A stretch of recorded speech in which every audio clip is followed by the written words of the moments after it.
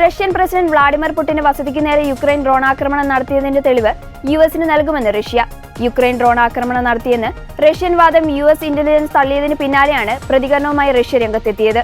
ആക്രമണ ശ്രമത്തിനിടെ തകർത്ത യുക്രൈന്റെ ഡ്രോണിൽ നിന്നുള്ള ഡേറ്റ വേർതിരിച്ചെടുക്കുകയും ഡീകോഡ് ചെയ്യുകയും ചെയ്തെന്ന് റഷ്യ അവകാശപ്പെട്ടു.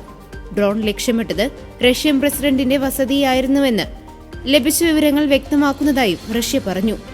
ഈ വിവരങ്ങൾ യുഎസുമായി പങ്കുവയ്ക്കാമെന്നാണ് റഷ്യ പറഞ്ഞത്. റഷ്യയുടെ പരിശോധന മന്ത്രാലയം സമൂഹമാധ്യമ പോസ്റ്റിൽ പറഞ്ഞതായി വാർത്താ ഏജൻസി റിപ്പോർട്ട് ചെയ്തു. റഷ്യൻ പ്രസിഡന്റ് വ്ളാഡിമിർ പുടിന്റെ വസതിക്ക് നേരെ 91 ദീർഘദൂര ഡ്രോണുകൾ ഉപയോഗിച്ച് ആക്രമണത്തിന് ശ്രമിച്ചുവെന്ന് റഷ്യ യുക്രൈനെതിരെ ആരോപണം ഉന്നയിച്ചിരുന്നു. അതേസമയം ആരോപണം നിഷേധിച്ച് യുക്രൈൻ രംഗത്തെത്തി.